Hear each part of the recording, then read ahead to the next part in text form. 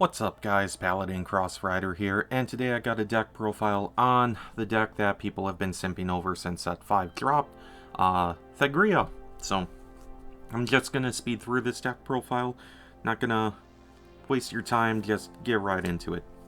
So we got the grade 0, grade 1, 2, and 3 Thegrea. I would recommend running the light path over the dark path in this deck, because light path just doesn't have as great of a skill first Persona ride turn. Then in the main deck, run 2 additional copies of the light path. You don't really need the third because there are ways to get the ride deck Thegrea back to hand before you Persona ride again. For the dark path, this is just the better of the two, I would say, because it's a restanding vanguard as opposed to a restanding rearguard. So you get an additional drive check, which leads to additional pushes by threatening your opponent with triggers. So 4 copies of that to see it. And then for Atrocious Girl Maple, you can use this card to move it to Soul, add back your light path Thegrea, or you can use it in some other cheesy ways just to kind of speed your deck up a little bit, which I'll go over in a second. Then for Arthen, this is a really good grade 2, especially with the light path. So whenever it attacks, it gets 5k power until end of turn, not end of battle, so you can stack that skill twice. And then when it's in the front row, your opponent cannot choose cards with other card names with their card effects. So 4 copies of that because it's a really good card when you Persona ride. Then 3 copies of Rubinia.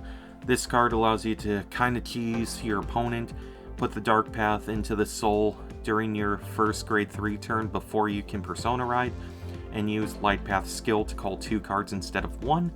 And then you can either use Maple to add back that dark path to hand to Persona ride the next turn, or if you have another dark path in hand, you just lose 1 of your dark path because you probably only need 1 anyways.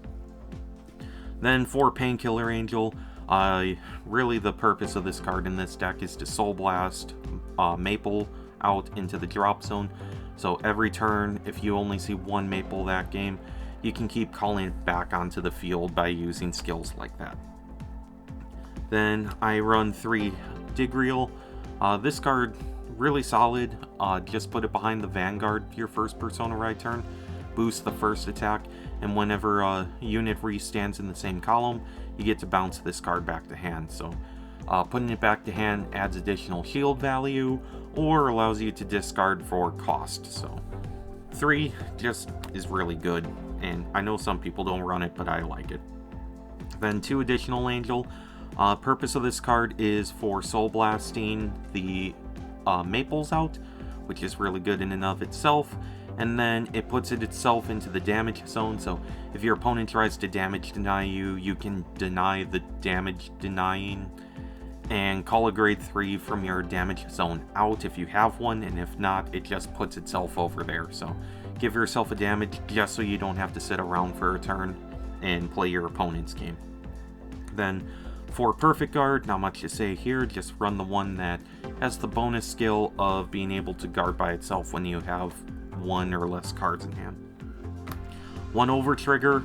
I don't like the Keter Sanctuary over trigger that much. I might actually cut it for the trial deck one, because late game, if I reveal it, I don't like that I have to drive check with the rear guards, because it pushes me closer and closer to deck out. So your call which one you want to run, but that's my opinion on that. Then for triggers, run 4 and 8 crit. Really, your call if you want to run the one that moves itself to Soul. I prefer it because there are a lot of Soul Blast skills in this deck. Then I have 1 draw and 2 front. I just don't have more of the draw, and I'm too lazy to remember to order them. So once I get around to it, I'll be ordering more of that. But it's really your call which one you want to run. Fronts are okay in this deck, but I prefer the draws because there are pieces to run.